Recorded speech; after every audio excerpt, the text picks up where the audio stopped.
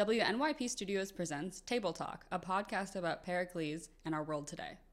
Welcome to this week's episode. My name is Molly Zolden, host of this season's WNYP Radio Hour. Thank you for tuning in to this week's special episode. My guests today are two university students from upstate New York who will be discussing Pericles in conversation with migrancy, modern literature, and Shakespearean adaptation. Thank you for listening, and stay tuned for listener call-in questions at the end of this episode.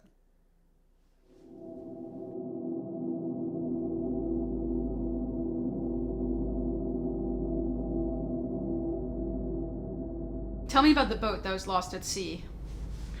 Sure. Instead of a distress signal, the Coast Guard responded to loss of contact with a boat far out to sea carrying human passengers. In the following hours, a multinational search effort was underway. Aircraft, surface vehicles, and remote-operated submersibles responded to the vast search area from nations across the world, including North American and European nations. Planes equipped with underwater sonar capabilities were deployed.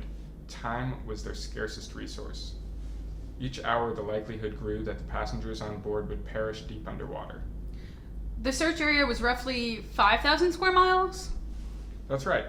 Search and rescue vehicles were flown express from across the world to assist with specialized capabilities that are uncommon in conventional vessels. They arrived 4 days after the initial loss of contact. 5 days after loss of contact, Canadian and French search and rescue vessels reached the ocean floor to begin to search for the wreckage and recover the deceased. Right. Here's a quote from ABC News. The Royal Canadian Navy's HMCS Glace Bay arrived on scene. The ship provides a medical team specializing in dive medicine and a 6-person mobile hyperbaric recompression chamber, according to officials. A Royal Canadian Air Force CP-140 Aurora aircraft was maintaining continuous on-scene support with additional aircrews and assets, officials said. That long afternoon, authorities issued a statement saying that all people aboard the ship were believed to be dead.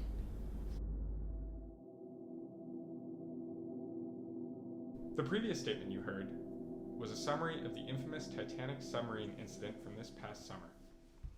What we hope this epilogue has illustrated is that the recovery of deceased migrants from the Mediterranean Ocean is something that is technologically, governmentally, economically, and politically feasible. The decision to allow ships of thousands of migrants to sink without rescue and to subsequently recover these ships as much as a year later is representative of not inability, but dismissal on behalf of national and international actors. The article, The Crisis of Missing Migrants, by Alexis Okiwo, focuses on the trials and roadblocks faced by the scientists who identify the bodies of migrants once retrieved from the Mediterranean Ocean. Among these are the fact that the bodies of the deceased are often too decayed to be identified after so long underwater. From the perspective of Nasnet Alame Wild Mikau, a woman in search of her child's father, the author relays the lasting mental, emotional, and legal turmoil of wondering where a family member is and whether they are still alive.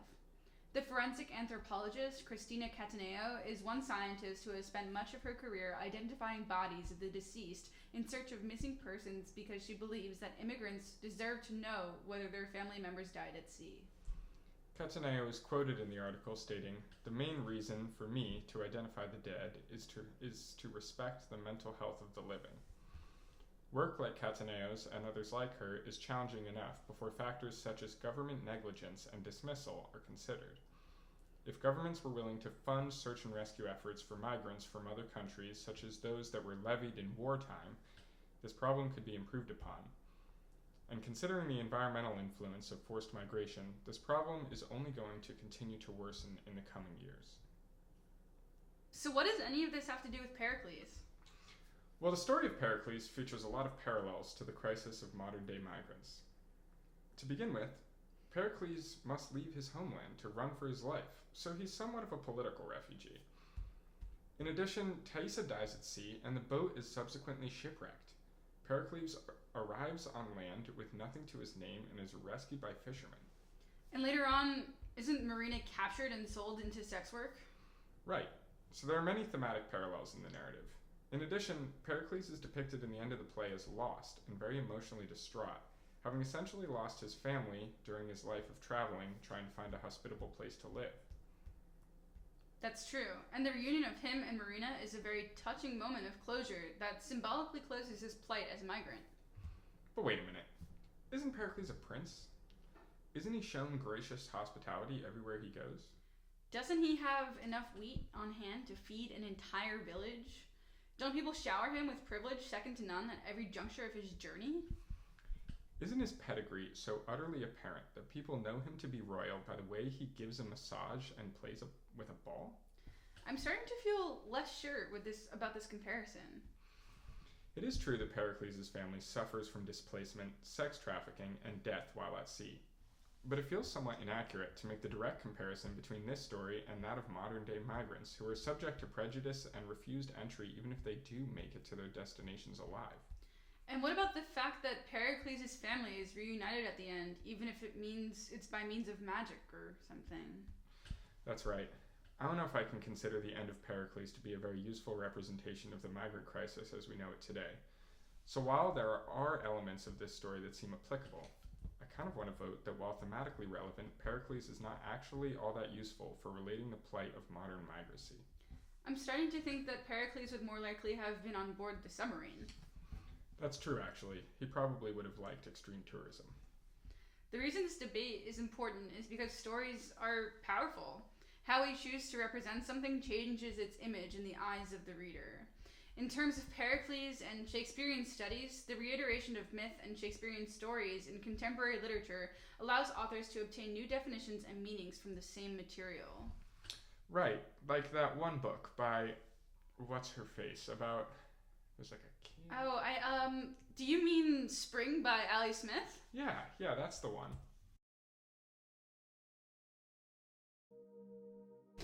In 2019, author Ali Smith brought Pericles into the modern British world with her book Spring. After reading the excerpt published in Brightspace Literary Magazine, it was clear to me that this is a textual adaptation of Pericles' story that discusses the strange, dark, and despairing aspects of late-stage capitalism.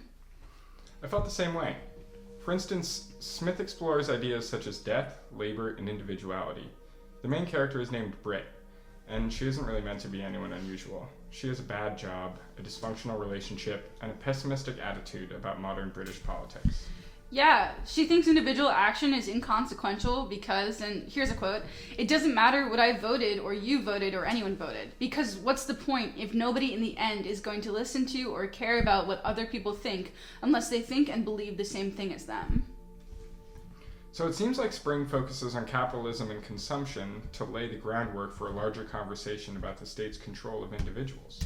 You're spot on. The anguished tone with which Smith demonstrates how capitalism and politics function in England during the Brexit era is only the background to the larger ethical conversation that Smith's story is about: migrancy. Smith published Spring in 2019 during the heat of the Brexit debates. Brexit, the United Kingdom's exit from the European Union, went through with much contention in January of 2020. Migrancy was a major component in England's desire to leave. Britt works at an institution that detains migrants. Throughout the excerpt, Britt navigates the morals of being a DCO at a UK IRC. Right. Danny, what are all those acronyms? Good question. Smith makes an interesting and mysterious use of acronyms in Spring. We find out that a DCO is a detainee correction officer at Immigration Removal Center. These acronyms are kind of jarring to read and introduce complex conversations about the semantics of migrancy and the institutions surrounding it. And, of course, the language used around institutions like IRCs and Britt's role within them blur the perception of their purpose and treatment of migrants. Britt's complex feelings about her job are provoked by the curious young character, Florence, to whom Britt calls herself a machine on page 171, and later thinks to herself when they're on the train that she's not at work where she monitors indefinitely interned humans for salary on page 182. No matter how the place the migrants are held is conceived, the undeniable truth is they are there against their will. In Spring, migrants held at the IRC are called deets, in reference to the poisonous bug repellent. One deet tells Britt that they've done 3 years in here for the crime of being a migrant, that they have crossed the world to come here and ask for help, just to get locked in a cell and sleep every night in a toilet with some person they don't know whose religion they don't share. Migrants who are held at the IRC are stuck in indefinite detention, which means no way of knowing when you'll be out of here, or if you'll ever be out of here, or for how long it'll be before you get right back in again. It seems like not only the freedom, autonomy, and dream of life in a better place taken away from migrants in the IRC, but so is their ability to breathe, to be human, and to live. Great point. Another example are the Latin words inscribed in Florence's jacket, vivant spe. In the text, it can be inferred that this phrase means living or live. Some more research shows that it translates to they're living in hope. Elias, I can't help but connect this Latin inscription to those engraved in the shields that knights present to Thaisa in the Shakespeare and Wilkins text. In fact, I think there's a direct connection. Pericles presented a withered branch from the Latin motto, in hic spe vivo. And guess what Susan Gossett says this translates to in the Art and Shakespeare edition of the play? In this hope I live. Perhaps vivant spe makes reference to detained migrants who still live in hope. But maybe there's another meaning here, a connection to Pericles, perhaps a suggestion that Florence parallels Marina. Hear me out. There are details in this chapter of Spring that indicate this direct relationship. At one point in their travels, Brit thinks to herself, through free and direct discourse, that there is no way this is the same child people were saying walked into and untouched out of a really nasty sex house in Woolwich on page 188. Is this not a clear parallel to Marina's experience in the brothel in which she maintained her purity? That's a nice observation. Florence also refuses to tell any kind of biographical story about her parents and claims that her story is lost at sea. This, to me, seems entirely elusive to Marina's birth story, being born at sea and losing her mother. This seems like it might call for some listener input. Should we tweet the call-in number? Let's see if the listeners can weigh in on this. Here are your discussion questions. Do you think that the comparison between Pericles and modern-day migrancy is justified? Why or why not? Do you see further examples of connection between Spring and Pericles that we haven't pointed out? Do you think Spring is a good adaptation of the Pericles story? What about Spring in the New Yorker article? How does the New Yorker article's conversation about migration and the worth of human lives inform our reading of Spring?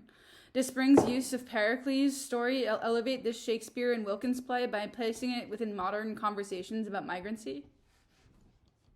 Thank you for listening, and I hope you enjoyed this radio hour brought to you by Danny and Elias. Thank you.